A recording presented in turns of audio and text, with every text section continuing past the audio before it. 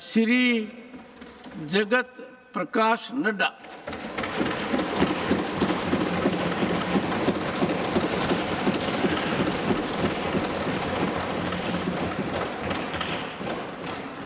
माननीय सभापति जी, आपकी अनुमति से मैं अपने इस बजट 2024-25 के समर्थन के लिए और बजट के प्रमुख बिंदुओं के पर प्रकाश डालने के लिए खड़ा हुआ हूँ।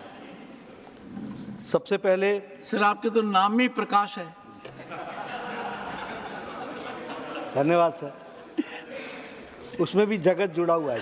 जगत और जगत में भी जग कॉमन है। जग मेरे भी है और जग आपके भी है। दोनों प्रकाश देते हैं सर, दोनों प्रकाश देते हैं। जब मैं इस बजट की चर्चा कर रहा हूं तो मैं सबसे पहले तो माननीय प्रधानमंत्री जी और प्रधानमंत्री जी के नेतृत्व में लगातार तीसरी बार सरकार में आने पर मैं प्रधानमंत्री जी को भी बधाई देता हूं और इस सदन के माध्यम से भारत की जनता को भी धन्यवाद देता हूं।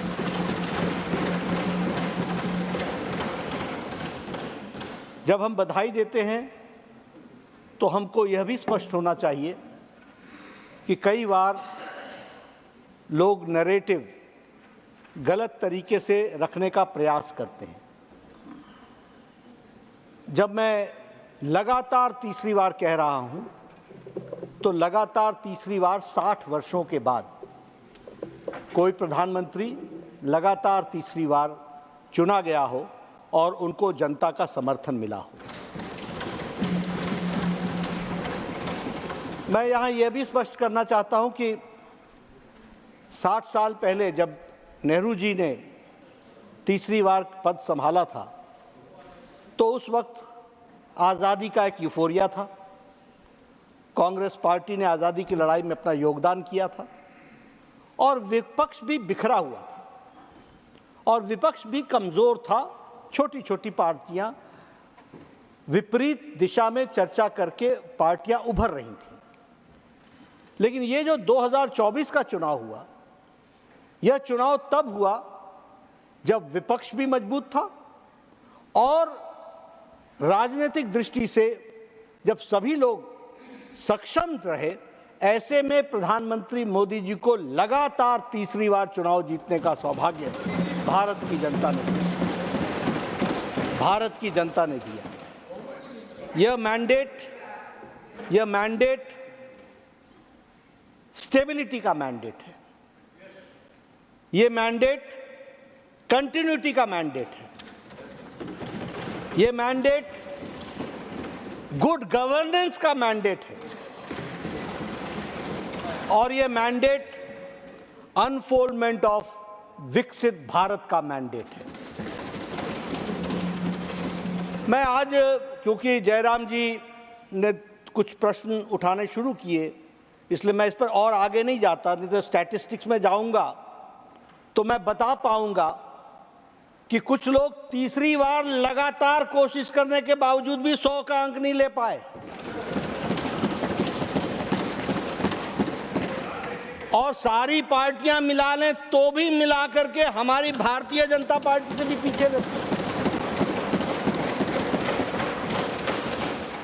13 राज्यों में 0, गुजरात, छत्तीसगढ़, मध्य प्रदेश में 64 में 2 सीटें, 62 में बीजेपी। तो मैं अगर आंकड़े बताने लगूं तो बहुत बता सकता हूं, लेकिन यह mandate for stability, for continuity, for unfoldment of Viksit Bharat and for good governance and pro poor policies के कारण यह हमारे को यह मैंडेट दिया गया है। ये जो बजट है, यह बजट इंक्लूसिव ग्रोथ का बजट है सभापति जी। यह बजट सस्टेनेबल डेवलपमेंट का बजट है और यह बजट, ध्यान से सुने, इकोनॉमिक रेजिलियंस का बजट है। आज दुनिया की सारी आर्थिक शक्तियां डगमगा रही हैं। दुनिया की सारी विकसित देश की आर्थिक ताकतें, आर्थिक स्थितियां डोलमोल हो रही हैं, लेकिन हम इकोनॉमिक रेजिलियंस के साथ कोविड-19 के पेंडेमिक के बाद अगर खड़े हैं तो यह हमारी इकोनॉमिक रेजिलियंस के बारे में बताता है। This budget is a visionary budget. ये हमारी दोनों आकांक्षाओं को पूरा करता है। एक तो यह हमारे इमीडिएट नीड्स को एड्रेस करता है, और दूसरा रोबस्ट फ्रेमवर्क के तहत लॉन्ग टर्म प्रोस्पेरिटी की चर्चा करते हुए उसको आगे बढ़ाता है। यानी दूरंदेशी भी है और वर्तमान की परिस्थितियों से उन चैलेंजेस को एक्सेप्ट करने वाला और उसको एड्रेस करने वाला बजट है। और इसीलिए मैं कहूंगा कि ये 360 डिग्री इंपैक्टफुल बजट है। ये बजट कॉम्प्रिहेंसिव है और इकोनॉमिक सोशल डेवलपमेंट को समर्पित है। ये बजट की प्रायोरिटी क्या है? इस बजट की प्रायोरिटी है इंफ्रास्ट्रक्चर डेवलपमेंट। हमारा इंफ्रास्ट्रक्चर लॉजिस्टिक्स को मजबूत करना, उसकी नींव रखना, टेक्नोलॉजिकल इनोवेशंस, सोशल वेलफेयर और उसके साथ साथ विकसित और सबके लिए समान अवसर देने वाला ये बजट है। इसको भी हमको ध्यान में रखना चाहिए। ये फॉरवर्ड लुकिंग बजट है, आगे देखने वाला बजट है। इसमें पॉलिसीज को एक्सेलरेट किया गया है जो ग्रोथ को बढ़ा सके। ये जॉब्स को क्रिएट करने वाला बजट है।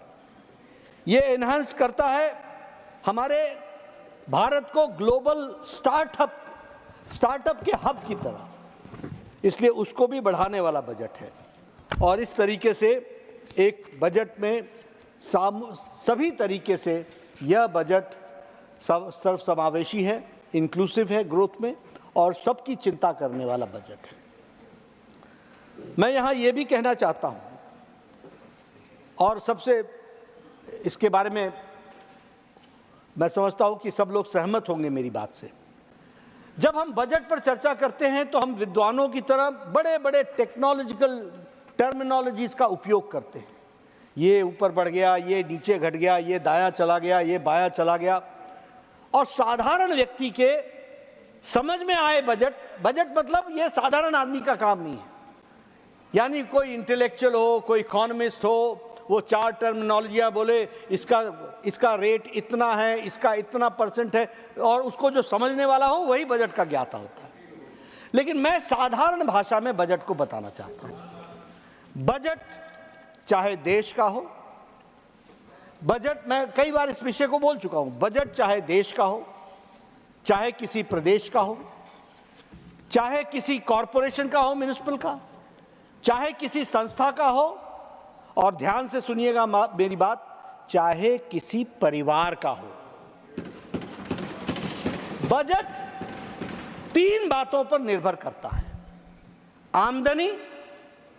आमदनी की ताकत खर्चे को तय करती है, और कहीं घर में, कहीं म्युनिसिपल कॉरपोरेशन में, कहीं प्रदेश में, कहीं देश में लीकेज तो नहीं है, छेद तो नहीं है, कहीं आमदनी और खर्च के बीच में हमारा जो धन है उसमें कोई लीकेज तो नहीं है। इन 3 बातों पर ध्यान देने की आवश्यकता होती है। इसलिए जिसको परिवार का बजट समझ में आता है, उसी भाषा में देश का बजट भी हमको समझ में आना चाहिए। और जब मैं ये कहता हूं तो मैं इसको और भी आपके सामने कहना चाहता हूं। साइज ऑफ द इनकम, आपका साइज क्या है? जब आपके आमदनी कम होती है, आप साइकिल खरीदते हो, आमदनी बढ़ती है मोटरसाइकिल खरीदते हो, और आमदनी बढ़ती है गाड़ी खरीदते हो, फिर लग्जरी गाड़ी खरीदते हो। किस पर डिपेंड कर रहा है? आमदनी पर, इनकम पर।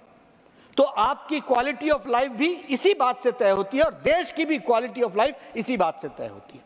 The larger the size of the economy, the larger the benefit of the people. इस बात का डायरेक्ट रिश्ता होता है, इसको भी हमको, and the larger the capacity to spend, ये हमको ध्यान में रखना चाहिए। दूसरा, खर्च जो है उसकी प्रायोरिटी होनी चाहिए। खर्च किस पर हो रहा है? घर पर हम खर्च किस पर करते हैं? जो सबसे कमजोर होता है। घर पर हम खर्च किस पर करते हैं? एसेंशियल चीजों पर खर्च करते हैं। ज्यादा पैसा आता है तो थोड़ा हम एक्स्ट्रावेगेंजा हो जाते हैं, हम कंफर्ट्स पर चले जाते हैं। उससे ज्यादा पैसा आ जाता है हम लग्जरी पर चले जाते हैं। लेकिन खर्च की प्रायोरिटी हमको तय करनी पड़ती है, और वह प्रायोरिटी को तय करना वह भी एक रेजिलियंस ऑफ इकोनॉमी की बहुत बड़ी शर्त है। और इसीलिए मैं कहूंगा कि लीकेज प्रूफ और लास्ट माइल डिलीवरी एश्योरेंस ये बहुत जरूरी है। मैं शब्द कांग्रेस नहीं लूंगा, लेकिन लंबे समय तक जो लोग देश पर राज करते रहे उन्होंने इन बातों पर कारगर कदम नहीं उठाए और ठोस कदम नहीं उठाए जो ठोस कदम उठाए जाने चाहिए थे। और इस कारण से आमदनी और लीकेज का बहुत गहरा रिश्ता रहा। एक समय में एक प्रधानमंत्री ने कहा कि मैं 1 रुपया भेजता हूं, 85 पैसा बीच में ही खर्च हो जाता है, 15 पैसा ही पहुंचता है। अब उसके बाद आप बजट की जितनी बात कर लो, वो देश के कितने हित का था वो हमको समझ में आ जाता है। आंकड़ों से देश नहीं चलता है। उसके लीक प्रूफ व्यवस्था के साथ last mile delivery is important. और इसीलिए मैं ये कहूंगा कि आज प्रधानमंत्री मोदी जी के नेतृत्व में डायरेक्ट बेनिफिट ट्रांसफर को डिजिटल इंडिया बनाने का काम किया गया, और उसके माध्यम से और इस कारण से 37 लाख करोड़ रुपए आज भारत के आम नागरिक के खाते में डालने का काम प्रधानमंत्री मोदी जी ने। और उसी तरीके से लीकेज पर रोक रखने के कारण 5 करोड़ फेक राशन कार्ड समाप्त हुए। 5 करोड़। कैसे चलता होगा देश? यह बजट से जुड़ा हुआ विषय है। 4 crore fake beneficiaries of LPG subsidy थी, वो बंद हुई। 7 करोड़ मनरेगा में बोगस नाम थे। 7 करोड़। संख्या जोड़िए। कहां बढ़ता देश, कहां जाता देश, कैसे बढ़ता देश? कितना भी कमा लो। हाँ, ऑथेंटिकेट करूंगा। जी जी जी, मैं ऑथेंटिकेट। Yes yes. अगेन मैं सब कुछ जयराम जी, मैं सब कुछ माय गॉव से लेके आया हूं। नहीं,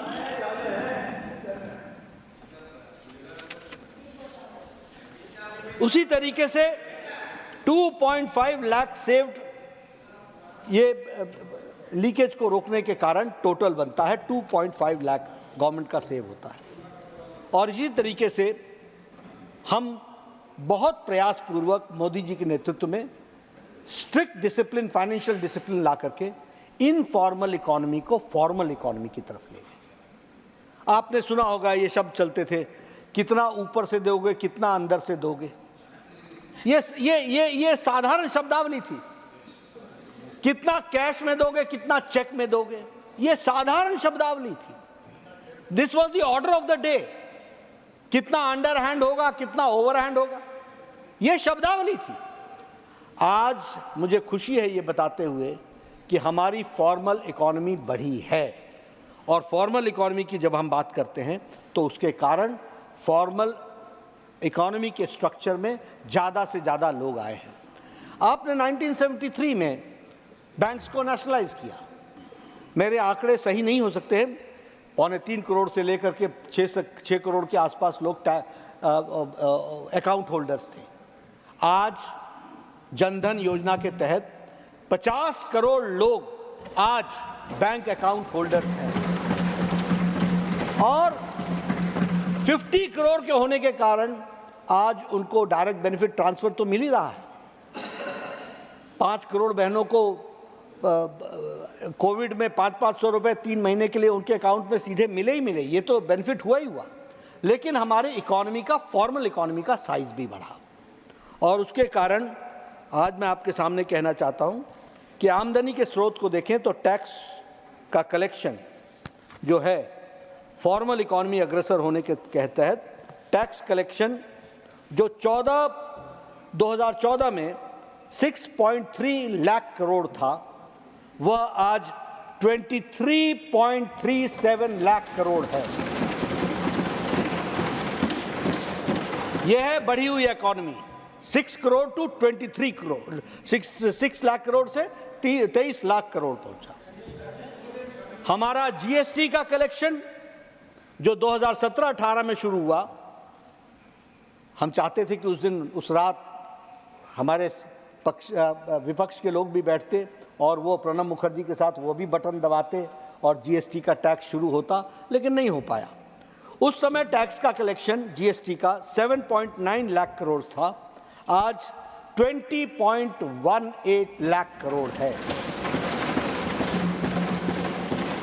और इसी कारण से, उसी तरीके से हमारा फिस्कल डेफिसिट वह आज 5.6% पर आकर के पहुंच गया है और सेंट्रल फिस्कल डेफिसिट टारगेट जो है वो ईयर एंडिंग 2025 तक प्रोजेक्टेड है 4.9% ऑफ द जीडीपी। तो इसलिए हम जो फिस्कल डेफिसिट है उसको संभालते हुए इस बजट का 4.9% फिस्कल डेफिसिट जाएगा और हम लोगों की सेवा के दृष्टि से आगे बढ़ने वाले हैं। अब इसका फायदा क्या होता है? इसका फायदा होता है बिग टिकट प्रोग्राम, क्योंकि जब आमदनी बढ़ती है और प्रायोरिटी क्या होती है कि जो marginal section of the society बैठा है उसको मदद करना। बिग टिकट प्रोग्राम क्या होता है? और बिग टिकट प्रोग्राम की जब मैं बात करता हूं तो आयुष्मान भारत, मुझे सौभाग्य है उस स्कीम से जुड़ने का। मैंने पहले भी कहा था सभापति जी, मैं आपके साथ और सदन के साथ शेयर करना चाहता हूं। दुनिया में एक टर्मिनोलॉजी चली हुई थी, यूएचसी, यानी जो यूएचसी बोले वो बड़ा प्रोग्रेसिव। जब मैं वर्ल्ड हेल्थ असेंबली में गया 2015 में, तो ऐसा लगा कि जैसे यूएचसी पर चर्चा ना करूं तो वो देश किसी काम का नहीं। यूनिवर्सल हेल्थ कवरेज की बात होती थी और हमें खुशी है कि 2017-18 में प्रधानमंत्री मोदी जी के नेतृत्व में और यूनिवर्सल हेल्थ कवरेज का सबसे बड़ा world's largest health coverage programme Ayushman Arogya Bharat बना और 55 करोड़ पीपल, 12 करोड़ हमारे फैमिलीज, उनको 5 लाख रुपए का हेल्थ कवर सालाना देने का तय हुआ और उसको आगे बढ़ाने का प्रयास हुआ। प्रधानमंत्री गरीब कल्याण अन्न योजना, ये 80 करोड़ की जनता को 5 किलो गेहूं या 5 किलो चावल, 1 किलो दाल देने की व्यवस्था। फर्क क्या पड़ा? मैं नहीं बोल रहा हूं, इंटरनेशनल मॉनेटरी फंड बोल रहा है, IMF बोल रहा है कि भारत की गरीबी की रेखा के नीचे रहने वाले 25 करोड़ लोग आज गरीबी की रेखा से निकल आए हैं। यह उसका फर्क है। मैं नहीं बोल रहा, IMF बोल रहा है कि the India's extreme poverty has been reduced to less than 1%, 1% से भी नीचे आ गया है। ये आंकड़े आते हैं। उज्ज्वला योजना की बात करें, 10 करोड़ गैस कनेक्शन दिए गए। वर्ल्ड हेल्थ ऑर्गेनाइजेशन बोलता था कि लगभग 5 लाख महिलाएं, बहनें जिनकी मृत्यु होती है वो अनक्लीन कुकिंग गैस के कारण होती है, कुकिंग फ्यूल्स के कारण होती है, उनके फेफड़े खराब हो जाते हैं। आज हेल्थ इंडिकेटर्स बता रहे हैं कि पल्मोनरी डिजीजेस कम हो रही हैं और महिलाओं में कम हो रही हैं। ये एम्पावरमेंट ऑफ विमेन हुआ। और क्या है संख्या? 10 करोड़। उसी तरीके से उजाला योजना, LED बल्ब्स। अब कई बार लोग तो बोलते हैं मिडिल क्लास का क्या हुआ, मिडिल क्लास का क्या हुआ? 20,000 करोड़ रुपीस का बिल में कमी आ गई। उसी तरीके से 47.78 million kilowatts energy per annum बचाई गई। ये LED बल्ब्स। और LED बल्ब्स कितने फीड डिस्ट्रीब्यूट हुए? 36 करोड़ बल्ब्स डिस्ट्रीब्यूट हुए। उसी तरीके से सौभाग्य योजना, मैंने पिछली बार भी कहा था, मैं सिर्फ इतना ही कहना चाहूंगा कि नए घरों में 2 करोड़ 60 लाख घरों को नए गैस के कनेक्शन दिए गए, नए बिजली का कनेक्शन दिया गया और 16,320 करोड़ रुपीस उसमें खर्च हुए। तो पैसा है आया, कलेक्शन हुआ, गरीबों के लिए लगा, marginal section of the society के लिए लगा। आवास योजना की बात हम पहले कर चुके हैं, 4 करोड़ घर बना चुके हैं और अभी हम लोगों ने तय किया है, प्रधानमंत्री जी के नेतृत्व में, और उन्होंने तय किया है कि पहली कैबिनेट में फैसला लिया है कि 3 करोड़ घर और बनाएंगे और उनको भी रहने की व्यवस्था की जाएगी। जल जीवन मिशन की बात करें तो 11 करोड़ टैप के कनेक्शन लगे और IIM बेंगलोर का कहना है कि around 2 crore jobs will be generated इसके ऑपरेशन के स्टेज पर 2 करोड़ जॉब्स सिर्फ जल जीवन मिशन में ही क्रिएट होंगे, ये बात कही जाती है। और amount spent is 2.68 lakh crore रुपए खर्च हो चुका है। उसी तरीके से किसान योजना, अब बिग टिकट की बात करें तो हमें याद है और उस समय कहा भी गया था, agriculture debt waiver and debt relief scheme ये लाई थी 2008 में। अमाउंट क्या था? 52,000 करोड़। ये अमाउंट था 52,000 करोड़। मैंने चेक किया, मैं पहले 72 ही बोल रहा था, लेकिन फिर मैंने चेक किया, ये agriculture debt waiver and debt relief scheme के आगे 52,000 करोड़ लिखा है। तो 52 ठीक है, 72 भी मान लेते हैं, मैं आपकी बात ही मान लेता हूं, लेकिन हम चैंपियन हो गए किसानों के 53,000 करोड़ रुपए दे करके, लेकिन प्रधानमंत्री किसान सम्मान निधि के बारे में चर्चा नहीं कर रहे हैं। जिस प्रधानमंत्री किसान सम्मान निधि में कुल मिलाकर के 3,24,000 करोड़ रुपए 17 इंस्टॉलमेंट में 2-2 हजार रुपए पहुंचाए गए, 3 lakh. And moreover that was a waiver and this is the empowerment of the farmer. यह हम एम्पावर कर रहे हैं उन किसानों को, उन गरीब किसानों को, हर फसल के पहले वो बीज खरीद सके, हर फसल के पहले वो फर्टिलाइजर खरीद सके, इसकी व्यवस्था कर रहे हैं। और ये कंटिन्यूअस प्रोसेस है सभापति जी, ये कंटिन्यूअस प्रोसेस है। और 3,24,000 करोड़ रुपए हम लोगों ने खर्च किया है, जो आगे जब मैं अगला भाषण कभी दूंगा तो वो 4 लाख के आसपास पहुंचा हुआ होगा, क्योंकि हर 3 महीने पर 20,000 करोड़ रुपए जुड़ने वाले हैं और ये कंटिन्यूअस प्रोसेस चलने वाला है। उसी तरीके से कोविड के रिलीफ पैकेज में 20 लाख करोड़ रुपए दिए गए। अब मुझे याद है जब कोविड के पैकेज की बात आई थी तो विपक्ष ने हमारे ऊपर टिक्का टिप्पणी की थी। क्या कहा था? कुछ इनको दे देते, कुछ इनको महीने का दे देते, कुछ इनको इस तरीके से दे देते। प्रधानमंत्री मोदी जी ने कहा था, this is an we will convert a pandemic into an opportunity, आपदा को हम अवसर में बदलेंगे। और जब वो 20 लाख करोड़ रुपए दिए गए तो वो दिए गए एम्पावरमेंट के लिए, empowerment of the farmers, FPOs 1 lakh crore रुपए दिया गया, empowerment of the MSME sector, उसके लिए काम किया गया। और उस समय हमें कहा गया था this is a financial hoax. लेकिन मैं ये बताना चाहता हूं सभापति जी कि आज जो कोविड के बाद दुनिया की इकोनॉमीज, देश की विकसित देशों की इकोनॉमी डगमगा रही हैं और हम ब्राइट स्पॉट की तरह चमक रहे हैं, उसका कारण है कि उस समय की पैकेज ने हमारे को एम्पावरमेंट को आगे बढ़ाने की।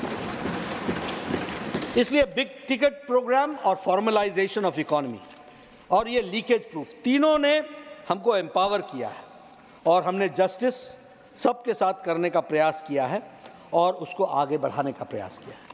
मैं यहाँ जब बजट पर चर्चा कर रहा हूँ तो मैं न्याय नहीं कर पाऊँगा, जस्टिस नहीं कर पाऊँगा अगर मैं सिर्फ निर्मला सीतारमण जी के 23 जुलाई के भाषण के बारे में हम चर्चा करें। 23 जुलाई एक पार्ट है उसका, एक पार्ट उसका 2024 का 1 फरवरी है जो इंटरिम बजट पेश हुआ था। इन दोनों को मिला करके देखेंगे, क्योंकि 5 महीने का बजट हम पास कर चुके थे, अब ये अगले 5-6-7 महीने का बजट है जिसको हम आगे लेकर के आ रहे हैं। और इसलिए जब हम बात करते हैं तो न्याय करने के लिए, जो मैं कहता हूं ये मैंडेट कंटिन्यूटी के लिए है, स्टेबिलिटी के लिए है, तो 10 साल पहले से जो कार्यक्रम चलाए गए उसकी स्टेबिलिटी और कंटिन्यूटी में ये बजट 2024-25 का है, उसको भी हमको समझ लेना चाहिए। और इसके लिए मैं ये कहना चाहूँगा कि हमारा फोकस ज्ञान पर रहा। ज्ञान मीन्स जी फॉर गरीब, Y for youth, A for अन्नदाता और एन फॉर नारी शक्ति। ये 4 पिलर्स पर हम लोगों ने अपने विकास के कहानी को आगे बढ़ाने का प्रयास किया है। और इसलिए 2047 में जब हम विकसित भारत की बात कर रहे हैं तो उसके लिए हमने 9 pronged स्ट्रैटेजी को भी हम लोगों ने डेवलप किया। और वो 9 pronged स्ट्रैटेजी जो है वो है, पहला productivity and resilience in agriculture, दूसरा एम्प्लॉयमेंट एंड स्किलिंग, तीसरा inclusive human resource development and social justice. यहाँ सोशल जस्टिस बहुत महत्वपूर्ण है प्रधानमंत्री अध्यक्ष महोदय। सभापति जी, promote manufacturing sector, service sector to be infused, urban development, energy security, development and focus on infrastructure, innovation, research and development and next generation reforms. ये सब 9 बातों को ध्यान में रख करके इस बजट को कंटिन्यूटी में आगे बढ़ाने का काम किया है। और अगर हम उसकी बात करें तो हम लोगों ने फरवरी मार्च में हम लोगों ने रूफ टॉप सोलराइजेशन की बात की थी और लगभग 1 करोड़ हाउस होल्ड्स को जोड़ने की बात की थी, और उसमें कैपिटल एक्सपेंडिचर और इसके साथ साथ इंफ्रास्ट्रक्चर पे हमने बहुत ही शुभ नंबर निकाला था। 11,11,100 करोड़ रुपए जो है 3.4% ऑफ द GDP ये इंफ्रास्ट्रक्चर पे खर्च होगा। और एम्प्लॉयमेंट जनरेशन को हम बूस्ट करेंगे और हम ईस्टर्न रीजन पर भी हम कंसंट्रेट करेंगे। और इसी दृष्टि से हमारे जो सारे कार्यक्रम चले उसके लिए अगर हम MSME की बात करें तो एडिक्वेट फाइनेंसेस उसमें प्रोवाइड किया गया, रेलिवेंट टेक्नोलॉजीज़ को बढ़ाया जा रहा है, एप्रोप्रिएट ट्रेनिंग दी जा रही है। और इसी के साथ साथ इसी बजट में हम लोगों ने कहा था कि आयुष्मान भारत में हम आशा को भी जोड़ लेंगे और हम आंगनवाड़ी वर्कर्स और हेल्पर्स को भी जोड़ेंगे। तो ये सारी चीज़ें इन कंटिन्यूटी में हुई। 3 करोड़ लखपति दीदी बनाने का भी हम लोगों का संकल्प रहा, उसको भी हम लोगों ने आगे बढ़ाया। और मेट्रो रेल और नमो रेल इनको भी हम आगे बढ़ाएंगे, इन बातों को हमने कहा। इंटरिम बजट में ही हम लोगों ने कहा था और उसी के कंटिन्यूएशन में सूर्य घर बिजली योजना में 1.2 करोड़ रजिस्ट्रेशंस हो चुकी हैं और 14 लाख एप्लीकेशंस को हम लोग ने स्क्रूटनी करके उनको आगे बढ़ाया है और यह काम 3 करोड़ तक करने का हमारा निश्चय है। उसी तरीके से प्रधानमंत्री ग्रामीण सड़क योजना, मैं बार बार उस समय भी कहता था, अभी भी कहता हूँ, हमें समझना होगा पॉलिसी मेकिंग में बजट का क्या इंपॉर्टेंस है। और मैं एक एग्जांपल से आपको बताता हूँ। 1993 में जब मैं विधायक बना तो उस समय PWD के बजट में एक बात तो उस समय मेरी कंस्टिट्यूंसी में 85% गांव सड़क से जुड़े हुए नहीं जुड़े हुए 85%। और उस समय बजट की व्यवस्था क्या थी कि PWD को बजट आता था, वो किसी हेड्स के तहत सब डिवाइड हो जाता था और एक्सीएन एग्जीक्यूटिव इंजीनियर हमारे पास आते थे और वो हमसे कहते थे कि आप अपने प्रायोरिटी बता दो और उन प्रायोरिटीज़ पर हम खर्च करेंगे। बजट कुल मिलाकर के 40 लाख होता था, बहुत हल्ला कर ले तो 80 लाख तक पहुंचता था। हमारी अगर 80 सड़कें हैं तो 1-1 लाख सब में पड़ जाता था। अब आप सोचिए पहाड़ में 1 लाख में सड़क क्या बनेगी। तो हम जब एक्सीएन से पूछते थे तो एक्सीएन बोलता था, एक्सीएन मीन्स एग्जीक्यूटिव इंजीनियर, वो बोलता था कि आप इसको कंसंट्रेट करके 2-3 सड़कों पर लगा दो। तो हम कोई 20 लाख 30 लाख की 2 सड़क तो 1.5 किलोमीटर निकल गई, 1 किलोमीटर निकल गई। ये दिस वाज द स्पीड। अब 2014 के बाद स्पीड स्केल की जब बात करते हैं और उसके पहले की बात जब हम अटल बिहारी वाजपेयी जी की करते हैं तो पहली बार प्रधानमंत्री ग्रामीण सड़क योजना आई और फुल प्रूफ स्कीम आई। और इस स्कीम के तहत road from the starting point two the end point एक साथ इसकी बजटिंग की गई इन वन गो। और हर कंस्टिट्यूएंसी में ऐसे लगभग 10-10, 20-20 ऑल वेदर रोड की बजटिंग हुई। और आपको जानकर के खुशी होगी 5 साल के अंदर प्रधानमंत्री ग्रामीण सड़क योजना के आने के बाद हमारे यहाँ हमारी कंस्टिट्यूएंसी में सिर्फ 5% सड़क छूट गई, 95% सड़कें जो गांव सड़क से जुड़ गए। ये फर्क है।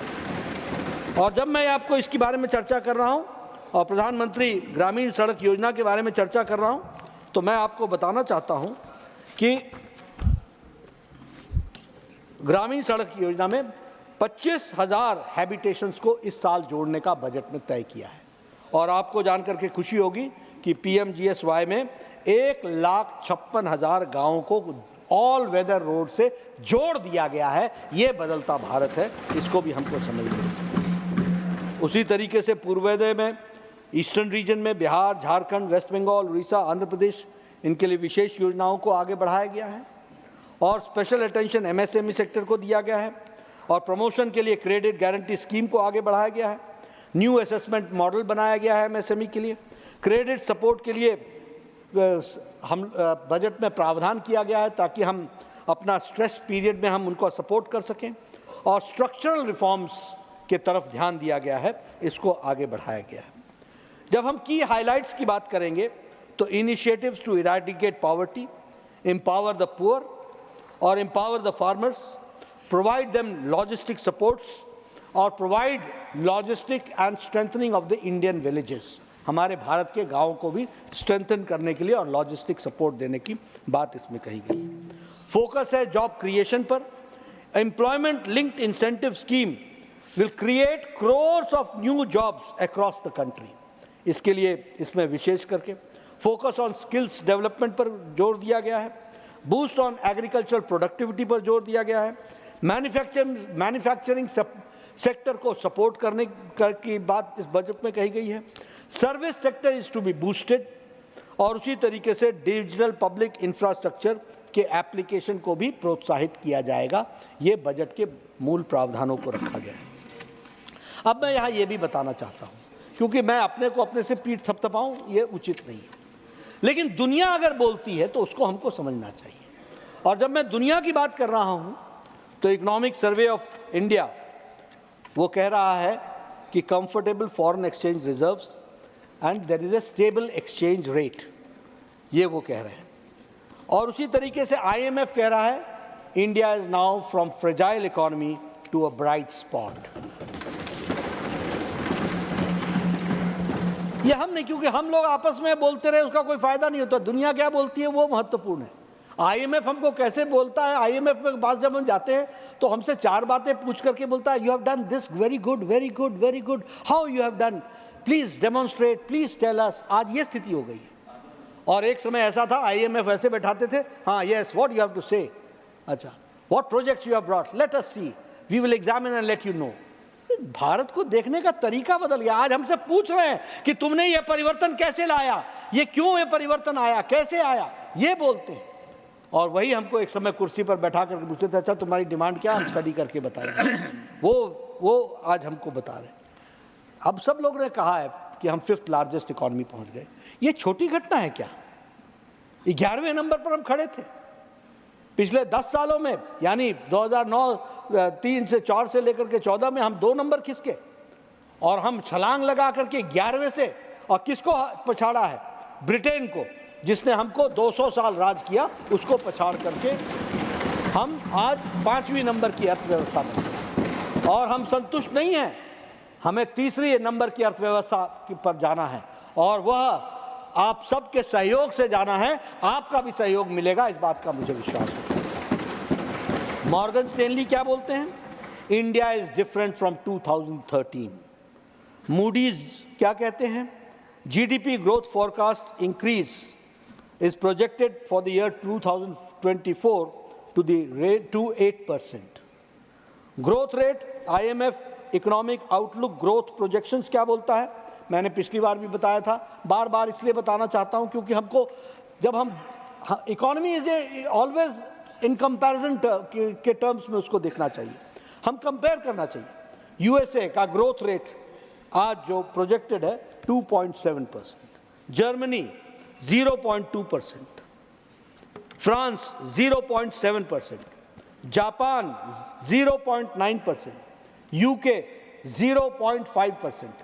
ये सारे नाम मैंने वो लिए जो विकसित देश हैं, और इंडिया 6.8%।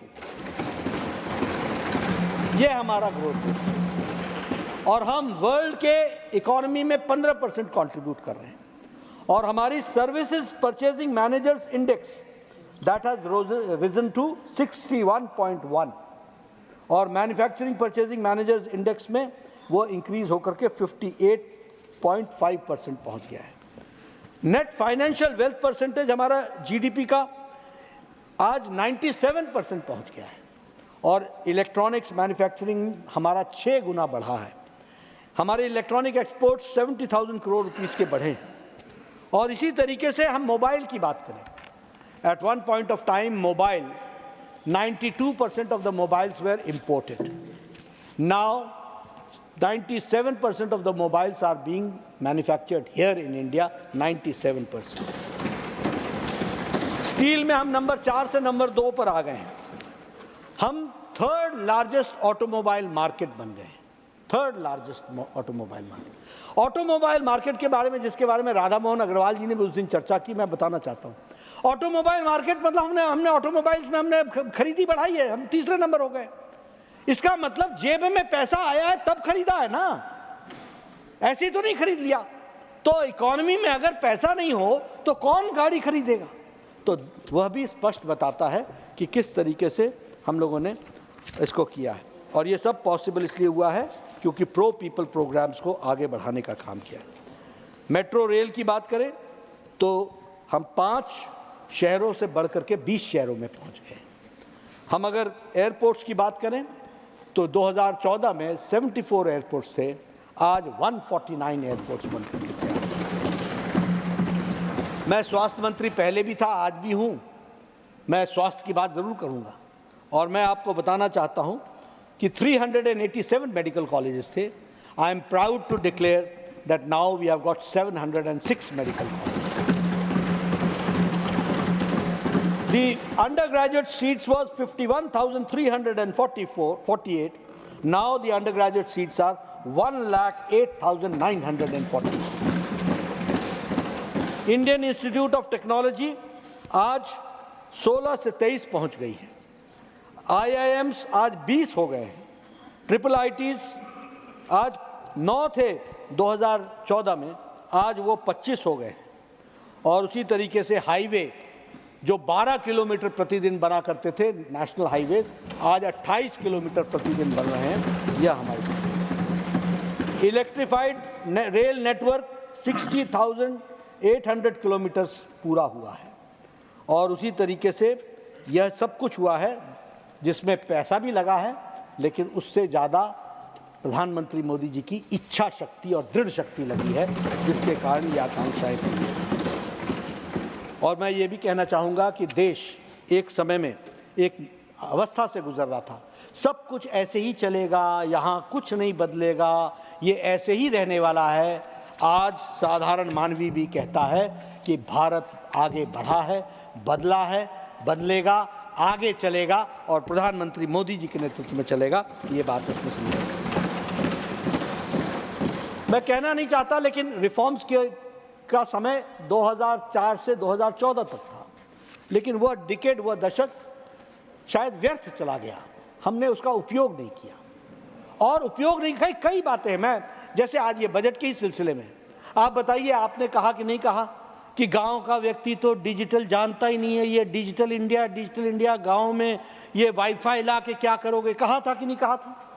ये डिजिटल इंडिया, ये डिजिटाइजेशन क्या है, कौन ये भारत तो पढ़ा लिखा नहीं है. मैं बताना चाहता हूं कि आज हाट में बैठने वाला सब्जी वाला भी QR कोड लेकर के वो डिजिटल इंडिया में पेमेंट लेता है.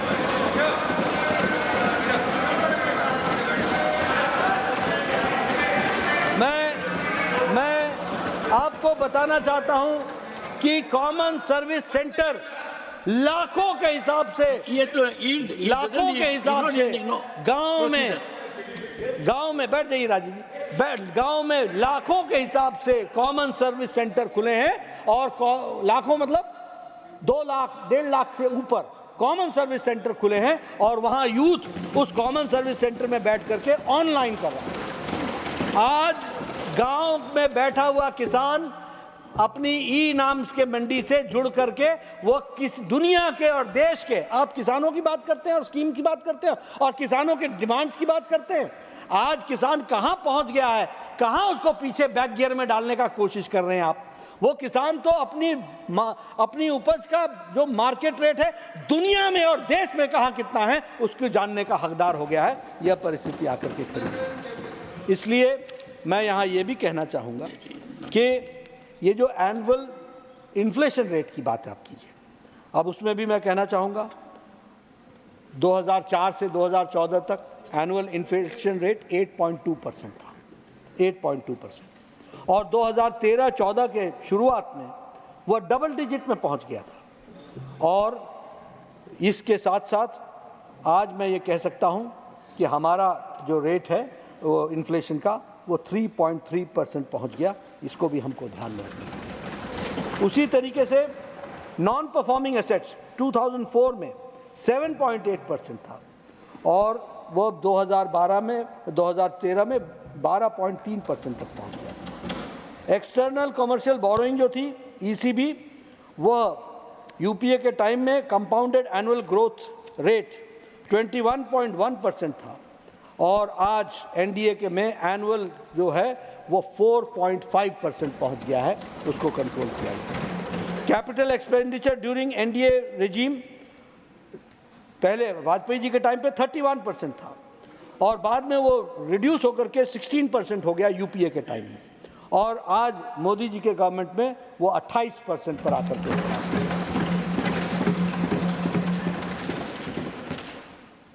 एंजल टैक्स किस सरकार के टाइम पर आया था और किसने उसको हटाया, वह सब बातें हमारे ध्यान में हैं और उसको भी हमको समझ में आना चाहिए। मैं यहाँ एक बात ज़रूर कहूँगा, कुछ ट्विटर पर मैंने देखा, अब कई बालक बुद्धि पर हम कुछ कहना नहीं चाहते, लेकिन ट्विटर पर मैंने देखा ये उद्योगपतियों का बजट है। एक ही दिन एक ही ट्वीट में ये उद्योगपतियों का बजट है, ये कांग्रेस का मैनिफेस्टो है, ये कॉपी पेस्ट है और ये बजट खराब है। अरे आप बोलना क्या चाहते हो भाई?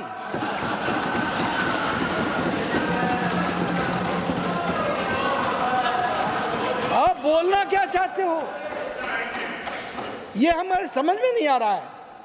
उद्योगपतियों का बजट है, कॉपी पेस्ट है, तो आपने पेस्ट किया उद्योगपतियों का, फिर कहा खराब है, तो आपका खराब है। क्या बोलना चाहते हैं, क्या बताना चाहते हैं, मेरे समझ में नहीं आता। लेकिन हाँ, अब देखिए, अब अमृत काल में इंटरिम बजट क्या है? Economic policies that sustain growth, facilitate inclusive development and create opportunities for all. मैंने पहले भी कहा, नेक्स्ट जनरेशन रिफॉर्म्स और प्रमोटिंग एमएसएमई सेक्टर को बढ़ाने वाला है। अभी हर एक जगह से चर्चा चल रही है बजट से, क्योंकि बजट में कुछ लोग राजनीतिक बातें कर देते हैं। फिर मैं एक पार्टी का अध्यक्ष भी हूं और सबसे बड़ी पार्टी का अध्यक्ष हूं, तो मेरी जिम्मेवारी बनती है। आजकल कुछ लोग ओबीसी के चैंपियन बन गए हैं, अच्छी बात है, देर आए दुरुस्त आए, लेकिन कॉपीराइट मत रखो अपने पास। आप ओबीसी के चैंपियन कब से बन गए? कब से आपने? और देखो क्या होता है, मैंने पहले भी कहा था कि ये जो ट्यूटर्ड स्टेटमेंट्स होती है ना, जो ट्यूटर लेते हैं, यानी जिनकी ट्यूटरिंग होती है, उनको ट्यूटरिंग पूरी करनी चाहिए। आधी अधूरी करते हैं तो दिक्कत पड़ती है। अब मैं ही पूछता हूं, काका कालेलकर की रिपोर्ट किसके समय आई थी?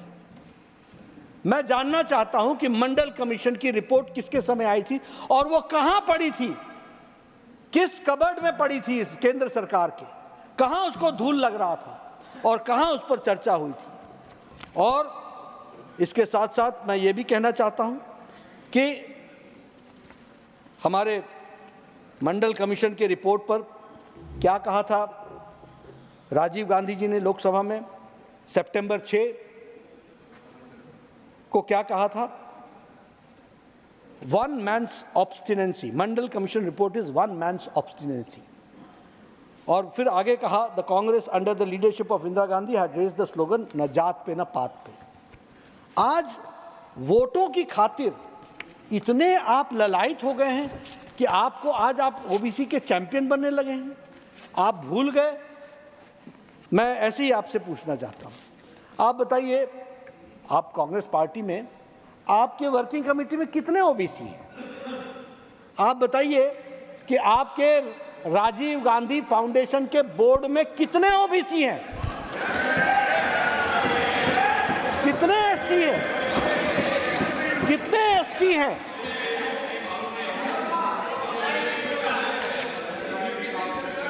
आप बताइए।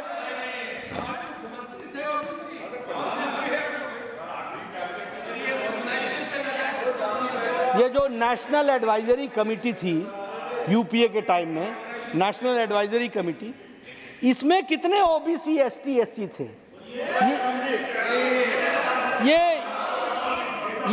ये नया प्रेम जो जगह है, और ये जो अब वो मुहावरा है घड़ियाली आंसू, अब वो मुहावरा क्या कहे, वो घड़ियाली आंसू बहाने से काम नहीं चलता है। ओबीसी के साथ जीना पड़ता है, ये दिखा करके काम नहीं चलता है। और हम अगर प्रधानमंत्री मोदी जी के नेतृत्व में कहें तो हम, चाहे वो पहली कैबिनेट थी मोदी जी की, चाहे दूसरी कैबिनेट और चाहे तीसरी कैबिनेट, सबसे ज्यादा ओबीसी, एससी, एसटी रहे हैं तो हमारे कैबिनेट में।